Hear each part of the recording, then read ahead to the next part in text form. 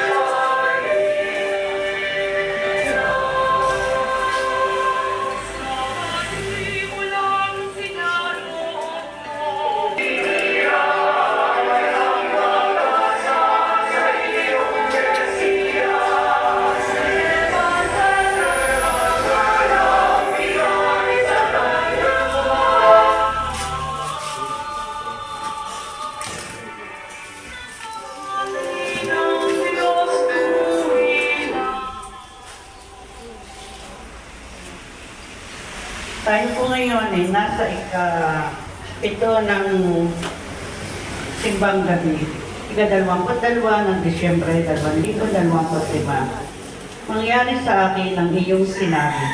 Mahiwaga ang kalooban ng Diyos.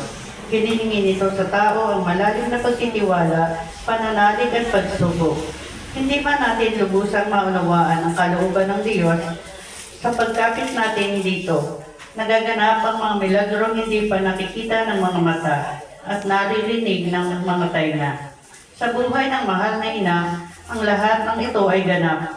Hindi rin niya nauunawaan ang lahat, ngunit ang kanyang tugon ay pagtalima sa Diyos ng siyang nilikha.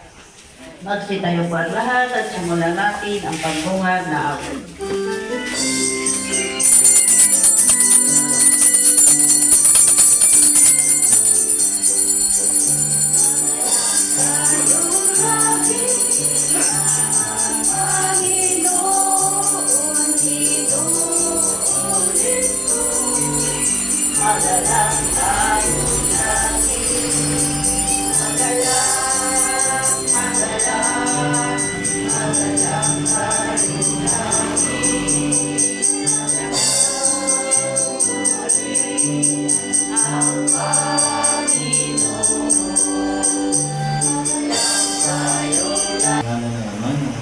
Espiritu Santo.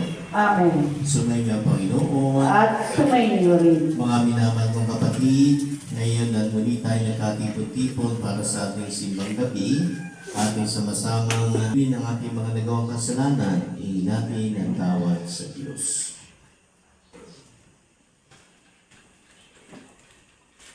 Buong kababaang loob at pag-ibig, sabay-sabay po natin ipangalan. Inaamin ko sa mga pangyayari ng Diyos At sa inyo mga kapatid, malubha akong nagkasala sa isip, sa salita at sa gawa, at sa aking pagkukulang. Kaya isinasamo ko sa mga libreng Maria, sa lahat ng mga anghel at mga banal, at sa inyo mga kapatid na ako'y panalangin sa Panginoong ating Diyos. Kawaan tayo ng mga pangyayari ng Diyos, patawarin tayo sa ating mga kasalanan, at patubayan tayo hanggang sa buong. Amen.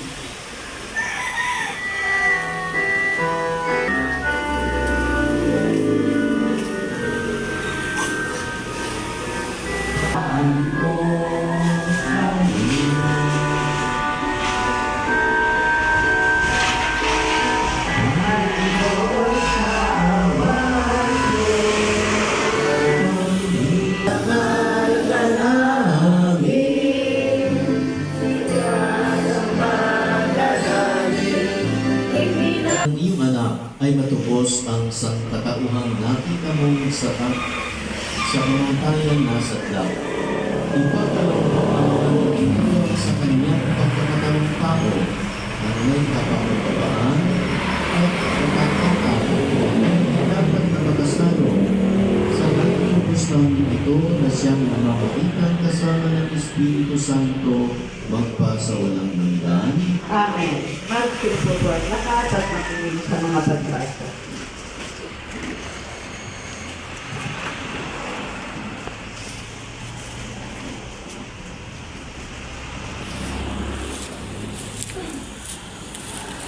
Nagpasalamat si Ana para sa pagsilang kay Samuel. Pagbasa mula sa unang aklat ni Samuel. Noong mga araw na iyon, nang maawat na si Samuel, dinala siya ng kanyang ina sa templo sa Silo. Nagdala pa siya ng isang torong 3 taon, 36 na litrong harina na alak. Nang maihandog na ang baka, dinala nila kay Eli ang bata. Sinabi ni Ana, "Kung natatandaan ninyo, ako po yung babaeng tumayo sa tabi ninyo noon at nanalangin ko siya sa Panginoon upang maglingkod sa kanya habang buhay." Pagkatapos nito, nagpuri sila sa Panginoon. Ang salita ng Diyos.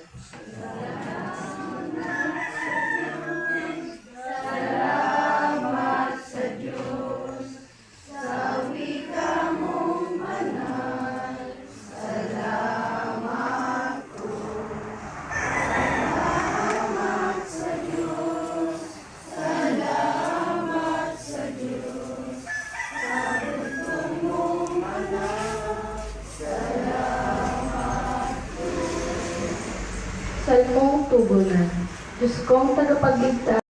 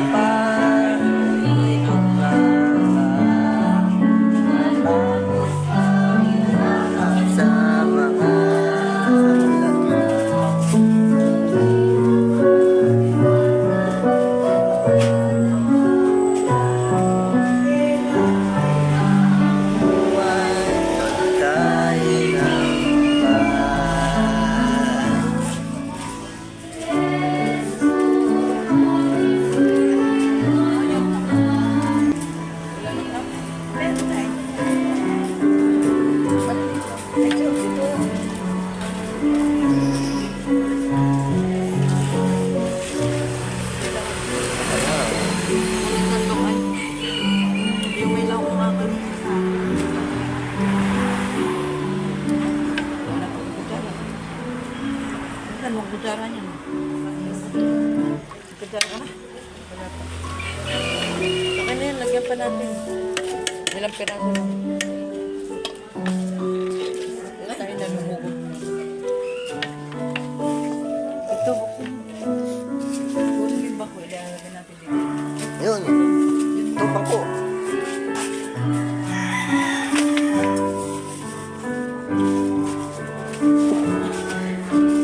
Wala na kutsara. Wala na, bahala na yun. Gopi na kami.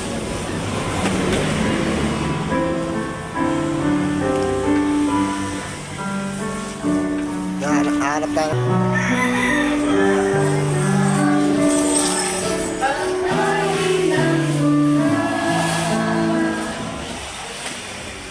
Magsitayo po ang lahat.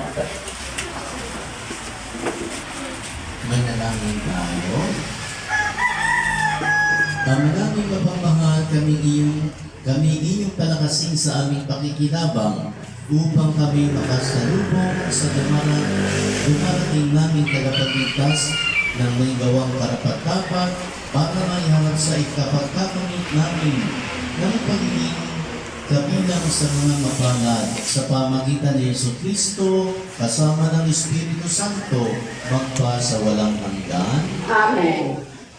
Sumainyo ang Panginoon. At sumainyo rin. Pagpalain kayo ng makapangyarihan Diyos, Ama at Anak at Espiritu Santo. Amen. Na ipag-iwan na po natin ang banal na misa, umayo tayong papayapa.